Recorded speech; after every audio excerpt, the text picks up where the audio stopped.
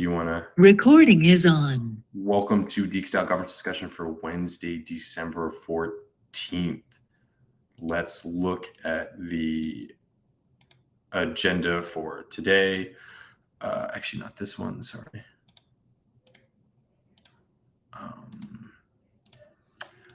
Yeah, so as usual, we'll start with the proposal roundup. Someone's done good number on Mainnet as well as Gnosis chain. Here we'll go over a couple that may, or maybe one or two that may require some discussion, for deep discussion on Gnosis chain. And then for discussion items, the ENS DAO Steward elections are ongoing and they actually close late tonight. So I've looked at the opening statements and I got some thoughts on who to vote for, but just wanted to kind of run it by people here and see if there are any kind of comments or questions on that. There is the 3AC DXD Redemption Implementation.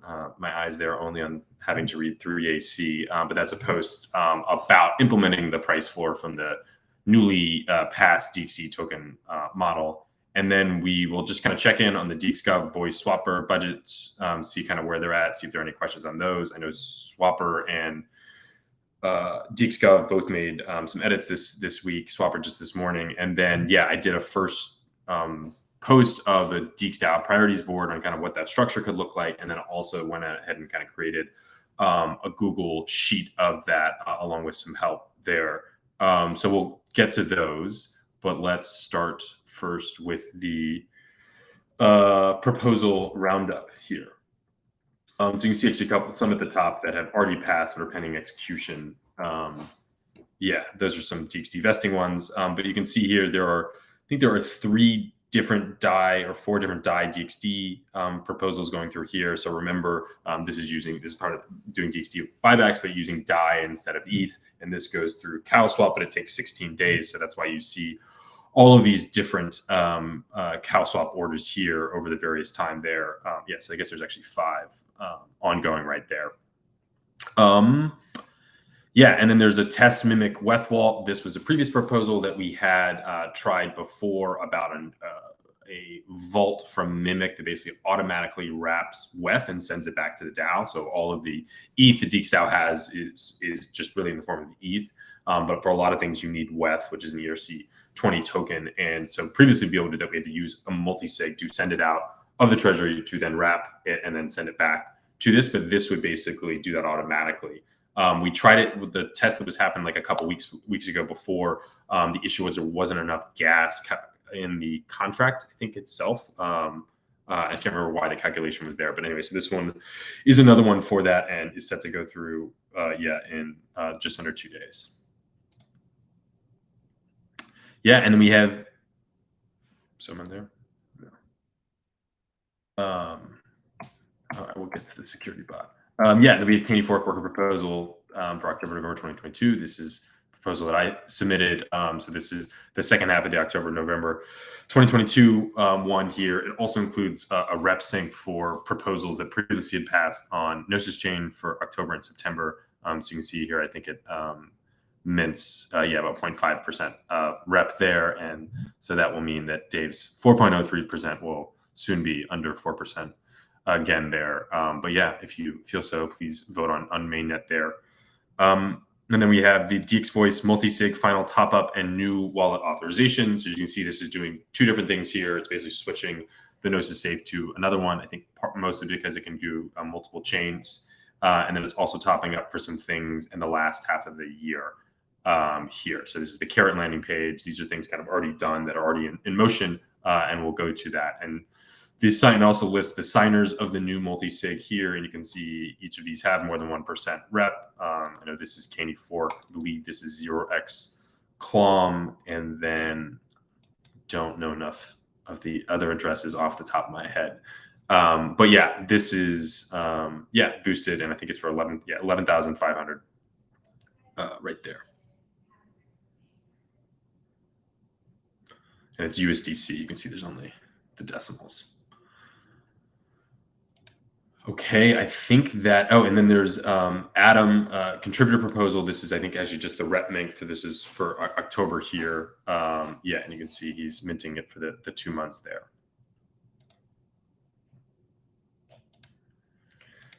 that's it for, oh, so maybe we can, yeah, in this time, we can mention while we're changing chains here, the security bot that Dave has got up and running. So obviously we're going here, we're looking at DXvote, which is our way of looking at DXdao governance, but there's there's other ways to read the blockchain itself. So Dave has set up, I think, that a bot that Nico maybe had originally set up, which lists all of the current proposals that are live on both mainnet and Gnosis chain now. So it's like the hashtag security bot there, and that's a way of basically looking at the blockchain and looking what the proposals are without actually going to like DXvote or pulling it yourself. And most excitingly, there is now emoji support on this bot. So first it was just emojis that had yes or no that it was passing, but now there is a Gnosis chain emoji and rumors of potentially more emojis in the security bot thing. But it's a really easy way, I think, great way of like checking what the proposals are more than you want to like investigate and read further what they are. But I think a lot of us that are looking at the proposals like on a daily basis, that's a really convenient thing to be able to have. Just a completely new bot in Superior Python, for those wondering and following at home. Yeah, so then moving over to Gnosis chain, so we still have the WETH DXD orders going through here.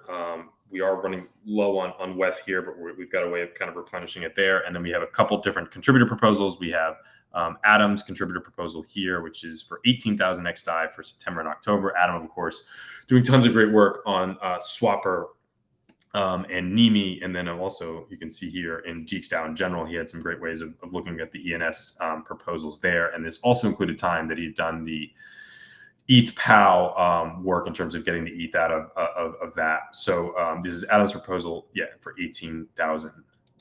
And then there are two proposals, so there's a Leonardo proposal, also kind of doing a lot of work on Swapper here, and this one is for 3,600, and this is for the end of this proposal. It ran through October and November.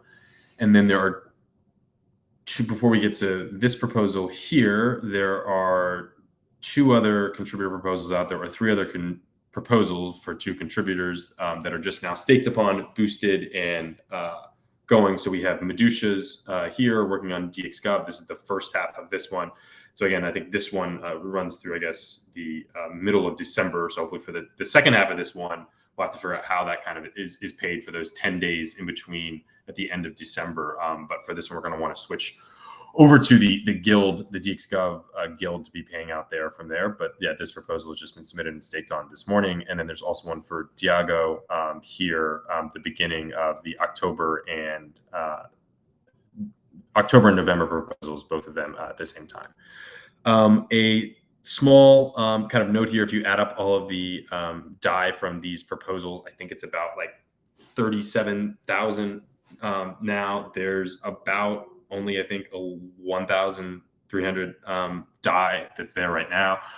There's a multi-sig that has 47K DAI that we're going to be transferring that will kind of replenish that, but that means there's just not that much XDAI left in Gnosis chain right now. We are planning to do another big funding proposal once all of these budgets get approved and doing that. So if you are looking to submit proposals, and I sent a note to someone this morning, it would be great to do that on Mainnet right now, because you will be getting because that's where the funds are. And then going forward, starting with the new year, most people actually will get paid like right through their guild. But otherwise, there will be like a funding proposal that will replenish some of the funds on Gnosis chain, should there be any need for like quick proposals, quick payments going through. And I think that's the structure we'll have like going forward is, above $5,000, it probably shouldn't be, it probably should be coming from DXdao itself. And of course, because most contributor payments are going to be coming through the guild process itself. So, but outside of that, we really shouldn't be having like large scale payments, I think, through Gnosis chain. Okay, so yeah, just to go over, we have the unvested DXD claim from Caden. Caden, of course, been working some stuff on Omen and Voice there. So this is for 13.6 DXD. He posted this in the forum. He's also looking to do a rep sync on mainnet. I do not think I've seen that proposal yet there, but I believe this has been cleared with Ali, but most people that have been doing the DXD amounts have been obviously clearing the amount with Ali there. So yeah, do check out that. You can kind of investigate that there and vote on it if you feel so. Yeah, and then the other live proposal that is out is approve the Operations Guild H1 2023 budget proposal. So this is the first guild budget that's been submitted. So we have been working on this process, I think, for the last couple of months, starting with really like the first restructuring and refocus proposal, which mandated, I think, the DXdao look more closely at how it's managing its budget and expenses and come to a little bit more forward planning. Then we had phase 2, which committed to a 6-month budgetary cycle for squads then. And since then, we've been working on how do we put some process on that? What do we include in these budgets? How is DXdao structured? How should we be structuring this? All of this meant to, I think, really decrease the governance commitment or the governance attention or the governance decision making that I think clogs a lot of things when you have contributor proposals that are kind of coming through here. That really what we should be doing in during this time, and a lot of them, is having much more like high level discussions on things in terms of approving, and then having the execution of those items be left to the guilds themselves. So anyway, so this is the first one for the Operations Guild. And so what we did with the Operations Guild here is we actually combined a couple different squads into one. So we have what we've called the Governance Squad, the Treasury Squad, Contributor X, Legal, and then the DevOps and Security Squads. And so the Legal and DevOps and Security Squads are kind of maybe in their infancy and not really formally established. So one of the goals of this is actually to establish that there. So you can see here the overall structure of the guild. So this guild will be using DXdao's own governance platform, Davi, and it will be using like a soulbound percentage, soulbound governance system to do that. I'm, as a personal mission, I'm trying to use soulbound more than non-transferable or reputation, just because I think that's more widely used in the space. So yeah, they're soulbound percentages, and you can see the different groups for the soulbound ones here. So we have Candy Fork for Chris, Melanie, Contributor X, D Labs, Skymine Labs, Augusto, and Ali here. And so these are all people that are participating in the Operations Guild. And then kind of, if approved, Red Hat Ross, Yarrick, who's doing some of the legal work and had completed the DX legal assessments already, he would be earning some of those. And you can see here, it comes with the voting rules in terms of how this guild will be governed. I think the exciting thing about this structure and guilds and soulbound governance in general is this is like a foundation for future growth, because you can have additional people come into the guild, earn reputation, earn governance power, and contribute there. So this is really just like a starting point for the guild to go off there. And then I won't get too much into like the specifics on each squad's mission and milestones and objectives, and milestones and goals and objectives and responsibilities, but we did put a lot of thought into these. So I think all of these are really, really important. And I think it's important that these are committed to by the guild. And so, all of the members of this can be held accountable for the things that we have proposed to do and getting paid for here. So of course, for the governance squad, the treasury squad, the contributor X squad, legal squad, and then the DevOps and security squad there. I also, just kind of open some ideas here in terms of a governance steward program. One of the things I want to be able to do is engage other reputation holders that maybe are not following governance on a day-to-day basis. If we are having these higher level discussions that are not just about the minutia of execution, how can we engage like more rep holders in that and really, I think, create a stronger governance culture here? So this is an idea for that. It's included as a contingency budget into this proposal here. So it would need additional approval from DXdao. But I just wanted to kind of call it out here and be on the lookout for a separate post about this going forward, which would be a way of, I think, paying for engaged governance there. In terms of the overall cost, you can see here how we've broken it down. So the, I guess probably the key number that we want to see here, probably should have emphasized this one, is this is the 6-month regular cost. So this would be $170K for the Operations Guild over 6 months. Now, the way that would be funded is we would only do that in 3-month increments. So the amount that would actually be sended at the beginning of January or whenever that funding proposal would come would be $85,300.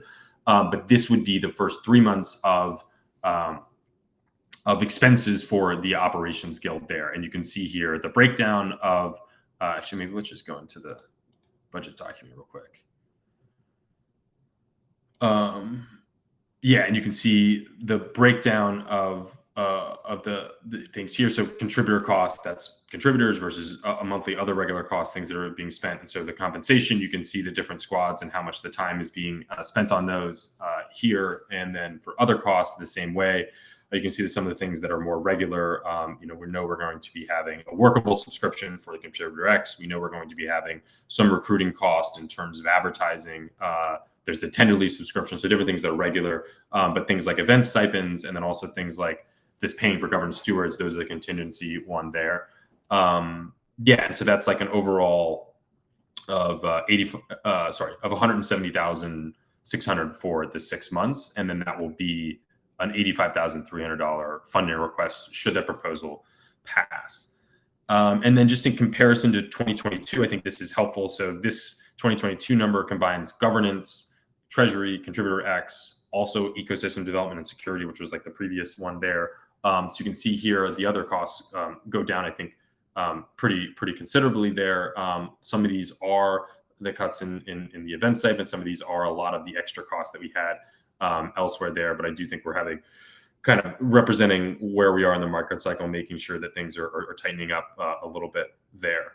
So that's that proposal. You can see there's already a vote from Melanie and Ross on here. It will be up for another 3.5 days. And yeah, are there any questions, comments, concerns? Let's look at the...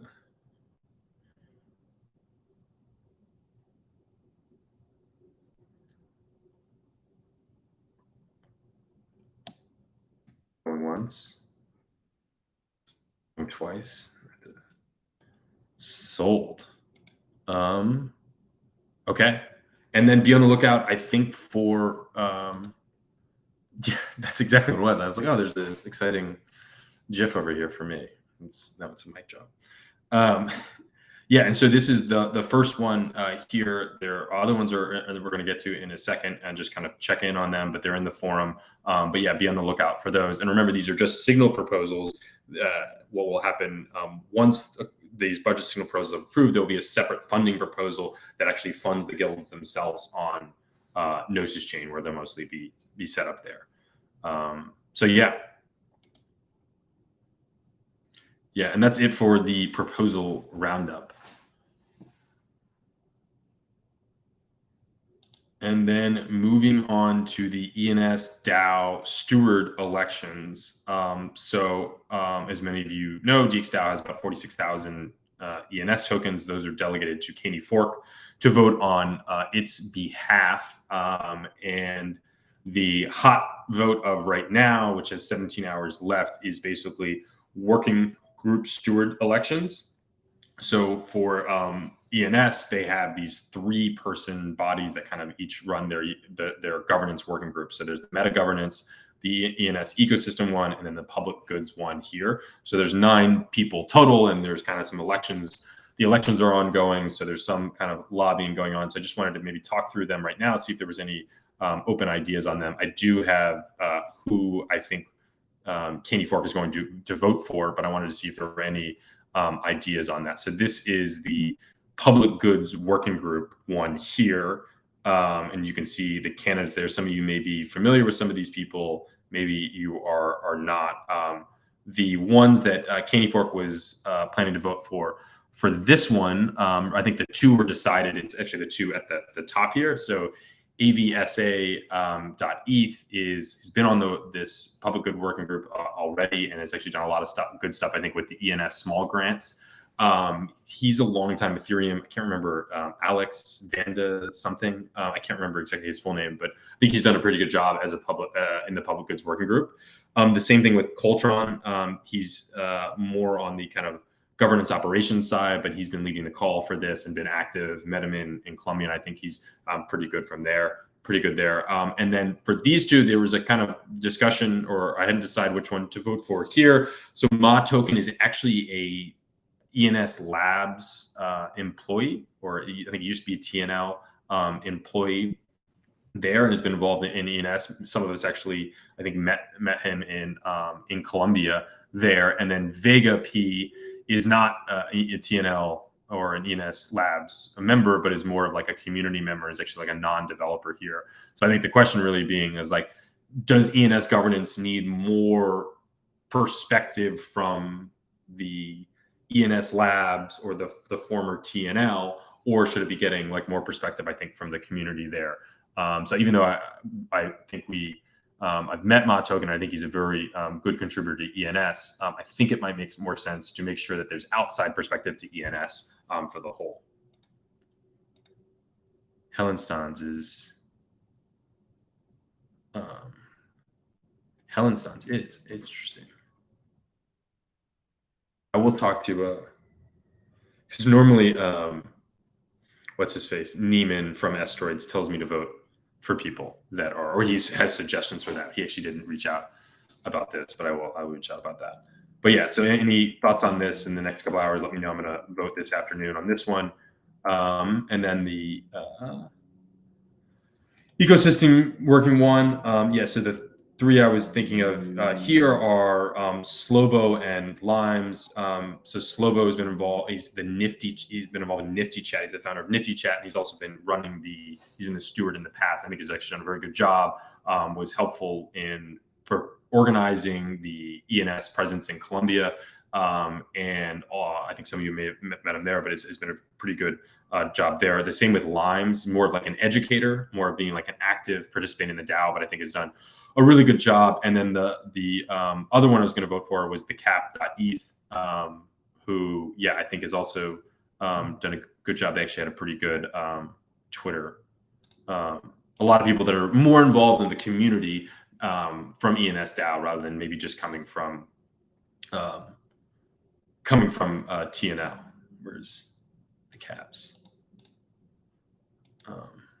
Oh yeah, sorry. The cap is the one who's the founder of the namespace. This is a really cool like portal for ENS. It's basically trying to make ENS a lot of cool things. And so I think it's really cool, again, to have people building on top of ENS involved in that. So the cap is the one that I plan to vote for from there. And then the last working group that has some elections is the MetaGov, which maybe is the spiciest one. So this is the one. Nick, of course, is the founder of ENS, and sometimes I do think it's interesting to look at what other people have voted, so people will know who Brantley is. Kind of interesting that Brantley did not vote for Nick.eth. If you look at some of the other ones, it seems very clearly that Brantley is voting against some of the people that Nick is voting against there. And then this James.eth is actually from the Fire Eyes DAO here. So you can see that's why they had those there. In terms of who I was thinking of voting for here, I had the three. So I think Nick has been great. I think Nick is really like a great founder in a lot of ways for ENS, but has also, I think, really embraced the whole DAO idea a lot and has been active in governance. I think there's a lot maybe he can continue to involve the community and kind of be interacting with the community for a lot of these things, but I think he's like a crucial person. And then Catherine Wu is the other one that I was planning to vote for. I met her several years ago very casually, but she's like more of a traditional lawyer who works for a VC, even though she's been involved in this space for a while. And I think that type of perspective, again, is healthy in the ENS ecosystem. That's really what I'm looking for all these is like, can we make sure we don't just have developers? Can we make sure we don't just have marketers, people there? I think Catherine is there. And then the last one I was like planning on voting for, and we'll see, was actually Dalon.eth. So Dalon.eth is the writer of the ENS DAO newsletter, which I think is also really great. And again, it's like, I think maybe looking for those type of people as opposed to, I think, Simona and James, who are both more of like governance politicians across the Ethereum ecosystem, right? I know Simona is also very involved in Gitcoin, and James with Fire Eyes DAO is involved in a lot of things, whereas I think Dalon is much more, he's all in on ENS there. So yeah, I was going to do Nick, Catherine, and Dalon for this one.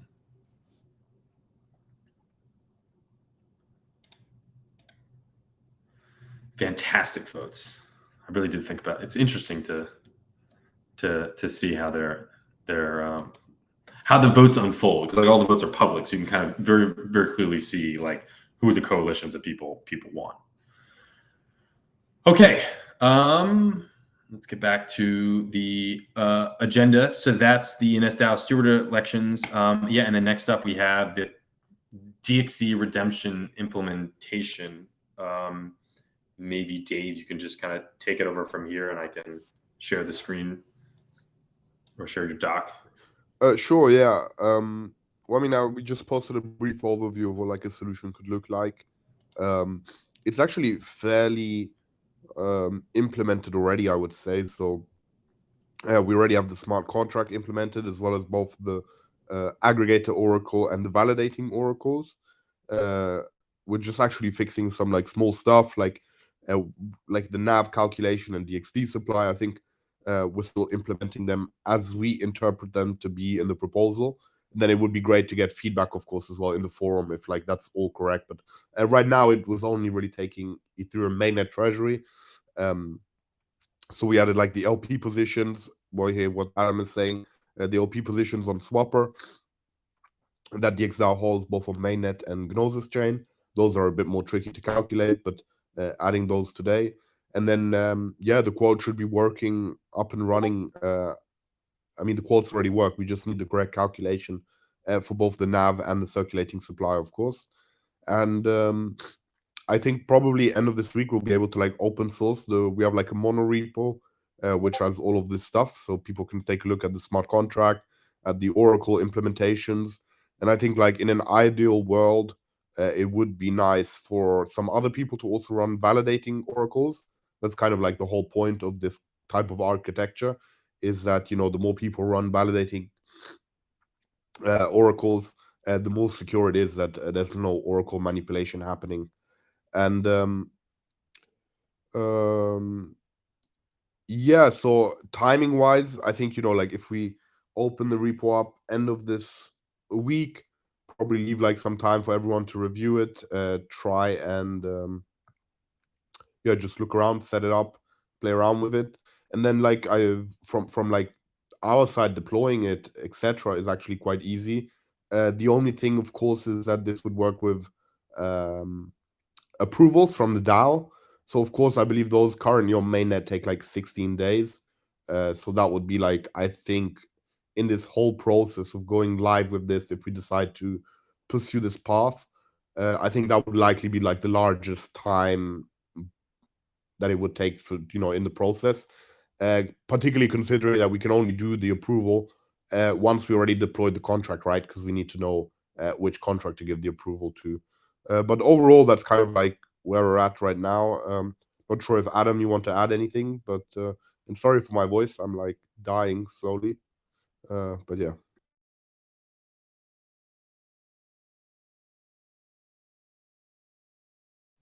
I was going to Yeah. Sorry. My main concern here is how the validators, I mean, how the oracle can be attacked attack. Like you say yourself, Dave, we need to, how many validators will we need to make it secure enough, right? I mean, it's totally up to the DAO. The validators just individually check that the quote the aggregator creates is correct, right? So as long as there's one honest oracle, no order can ever be placed. So I think like the way we're implemented now, there's like a threshold of 80%, but a minimum of 5. So if you have 5 oracles live validating, if just one of them doesn't sign, the quote is not valid. So you just need one honest oracle to not be able to send bad quotes. Yeah, because the honeypot will be quite big. I mean, if there is no limit on how much DXD can you redeem, you only need one malicious signature, right, or one bad quote to be able to drain or remove a lot of DXD at an invalid price. Yeah, I mean, there is a limit of how much DXD you can redeem, which is like managed through the approvals that DXdao does. And yeah, you wouldn't, like Connor says, like if the aggregator does a bad quote and you have 5 validating oracles checking them, you need all 5 to be compromised to be able to. Well, you need the aggregator to be compromised and the 5 validating oracles because they Yeah, all so the have. question, I mean, where is the aggregator? Is that on chain? No. It's like an off-chain server that has that passes the order data to the smart contract. Right. So I guess that would be the easier place to attack because that's like you only get one. That would be the way. No, because that can only pass the data to the smart contract with the signatures the validating oracles provide. So if it doesn't have the signatures from the validating oracle, the smart contract will not accept the feed. Got it. Yeah, and I think one of the benefits of this, even though this seems complicated, and I agree with kind of what Augusto is saying, we really want to think about the manipulation, potential oracle manipulation here. One of the benefits of this is a much more automated way that requires not, it's like a medium to long-term solution for this. So even if it does take a little bit to get it right, this could end up saving us a lot of time long-term because it is like a system that I think could, work going forward. And I think this is where like the approvals part in making sure that, it can't be manipulated and how we do that. And we, even though there are 16-day proposals, you can set several proposals to go at once if you want to stagger that and vote them down in the case that something is happening there. But I think this is, again, this is an interesting idea. I think because it is a more like scalable solution that doesn't require that much overhead or discussion from us. And then, I'm looking at I think Mal, who from the DAO, we were responsible for DAO and the NAV calculation and confirm it with the devs. I think the NAV, there's kind of two parts of this. There's the like what should define as NAV, and then there is getting the prices of that, right? So it shouldn't be like there shouldn't be like this is the current dollar amount of the NAV. It should be like what is the makeup of DXdao's treasury, and then the oracle is really just providing like price amounts to those, and then of course like the DXD circulating supply one there. I think actually the DXD circulating supply is one that we are going to have to also put forward like a more transparent way, or just like updating exactly what that is, because now we have like different vesting contracts going through. So you actually have like a different amount. Plus there's going to be DXD that is like sold into this. The circulating supply is actually probably one of the most, I think it's actually going to be maybe more difficult to automate than the NAV. Yeah, definitely. This is the right way to do it. This is the right way to do it. I just want us to be careful about how we are going to be how we are going to be approving the DXD that is going to be sent to the validators. And I can imagine this as the first solution that we are going to improve over time. So yeah, I think this is great. But let's make sure like. I'm reading here that we are, Adam said, we invite everyone from DXdao to review the NAP calculation algo. Well, it would be also if we can like do some approvals on GitHub or anything else where we can check that, hey, Augusto took a look at it. Adam took a look at it. Dave took a look at it. Another developer took a look at it. So it would be great to get some validation there, and this is great. I just want us to be to do kind of baby steps on this solution and how much we are going to be allowing on DXD. We can have a batch of proposals on chain on queue, and we can boost it. We can boost them as long as we want, right? So if we see that we need to approve more DXD, we do it all along. I mean, let's see how much DXD is being claimed, but let's not allow the entire amount of DXD at once, right? Yeah, and I think this is, long term, I really think this is like a strong incentive structure for DXdao, right? Because if you have DXD investors that are like, I think 70% is the return that I'm going to get, I'm like out of here. Like that's kind of, in a way, that's okay for DXdao. That's strong for DXdao because they're not necessarily bought into the vision, and that's a way of making sure that the DXD holders that are there are kind of more aligned. But like the incentives, especially if you offer something with a lot of liquidity like this, right? If you have liquidity that you feel confident you're going to be able to always have, like DXD at 70% of NAV, then it becomes like a question of like, well, do you actually necessarily need to sell, because you can benefit from other people selling, and then the value of your DXD actually goes up from other people doing that, because you have that 30% premium that's distributed to the rest of DXD holders. So yeah, it'll be really interesting to kind of see how all this like plays out. And I think that governance will need to respond to like the signals from DXD holders. And I think like the budget will need to respond to all this. So yeah, it'll play out, I think, over the coming weeks here. Yeah, you can't. Okay. Any other thoughts? Yeah. So actually, yeah. I agree with what Connor is saying here. Should we fire off a bunch of Council of Moon? We're at 65% in the meantime. Better to get as many people out at 65.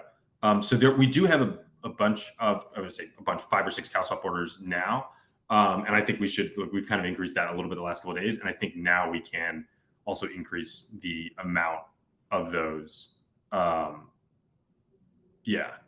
But like, I mean, now we kind of have those all doing. So if we just, if we just kind of start submitting more of them, but I think the key thing is we can probably double the amount.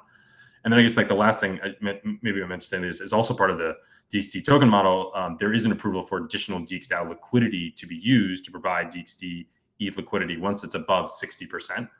So I'm going to hopefully have something in the forum on there about that. And I think also when you have that you can also increase the amount that you, the amount that the orders are coming through, and maybe increase them to like 20K or something. And yeah, I think to Connor's point, like those will be ongoing, like would be the cow swap stuff, while the like more medium to long-term redemption system that the 3AC guys are working on is set up there. But that doesn't, the cow swap ones we can do there. And the other thing we were also thinking of, also in the weeds here, but Connor, is we were also thinking of maybe using LUSD instead of DAI, just because LUSD is still trading at a premium, and if you're using cow swap, it doesn't really matter which stablecoin you're doing. So anyway, yes, we're also taking suggestions from.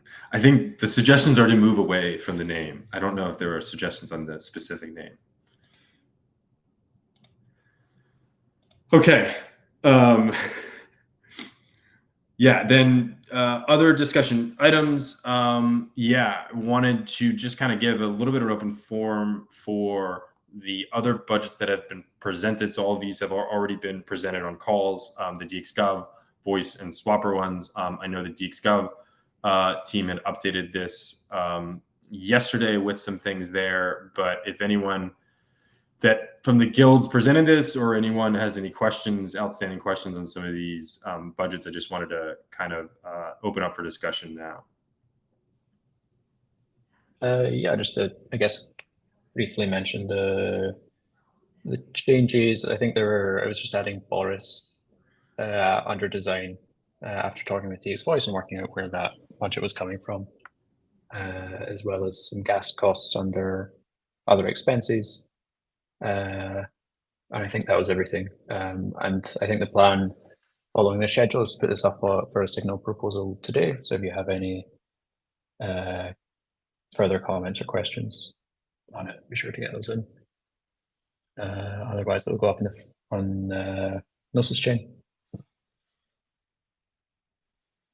Yeah, I think that's everything. Yeah, and there was some good discussion on this one. I always think it's great to like, even when the proposal passes, it's also not just what the proposal says, it's what the discussion was, and kind of helps that. So even if you, yeah, just some thoughts, it's good to put those on the forum to be able to look at in the future. Yeah, so any, I don't know, voice or swapper, if anything else for those. But we should be probably on the lookout maybe for another update from those, and then maybe a proposal sometime in the next week.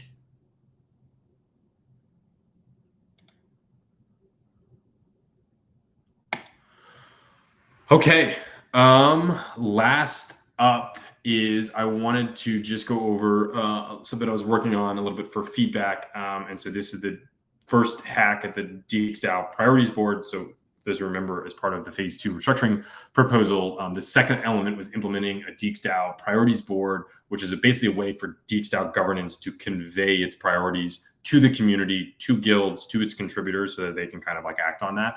I think in a lot of ways we have trouble of like sorting priorities, and we have people making those decisions, but really we need a mechanism for like DXdao to be able to make that. So I think a lot of this is like creating kind of the governance culture, and also like governance framework, like software that can actually gather this signal from the community there. So anyway, so this is like a first tack at it. I implore anyone to kind of take a deeper dive of it in terms of what this means and how they are decided. I think very simply, it's having like basically each guild and the DXdao as a whole has like a list of like top 5 priorities, right? These are the things we're kind of working on, and it's in this order. And that list is determined by DXdao governance, right? And so the key thing is you need a way to vote and signal this. And there's actually a pretty cool tool that Sky had shared that I think we will be able to kind of use there.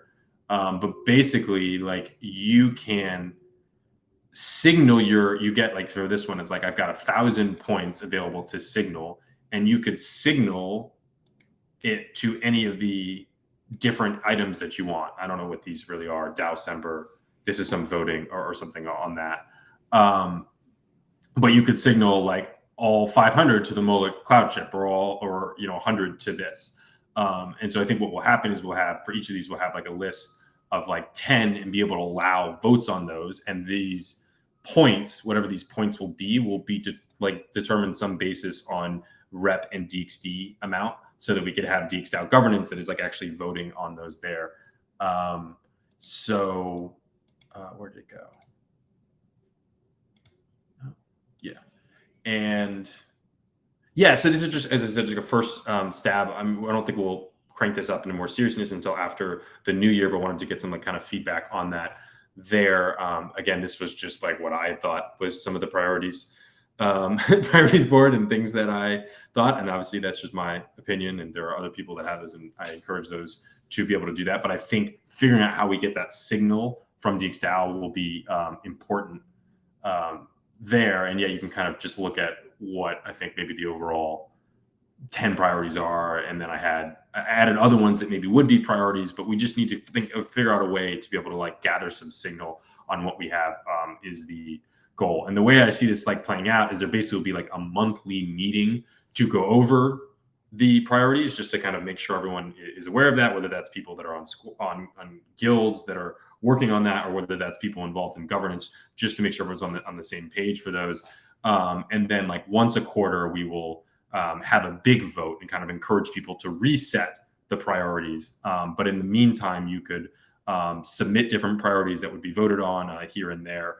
But I think part of it is just communicating what the priorities are to the community clearly, so that everyone is aligned on those.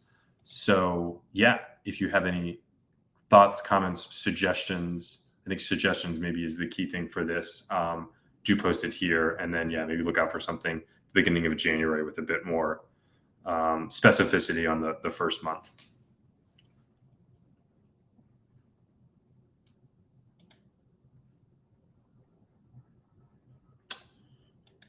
Cool. And that was it for no more DXstats development. Should take that out. I like DXstats, at least. I guess maintenance is something. DXstats has really grown, but yeah, I'll take that out. Yeah, so I guess that's it. I guess also worth checking out, just a couple of things. Keenan had made a post about Deep Voice operational efficiency. This was on the strategy call, I think 2 weeks ago. But yeah, he made the post out there. And then I put the, giving a sense of the overall DXdao budget. I started to kind of calculate that based upon where the budget drafts are here, there. So you can see what the overall budget would be for the 6 months here. And that will be updated as budgets are adjusted and as things are approved.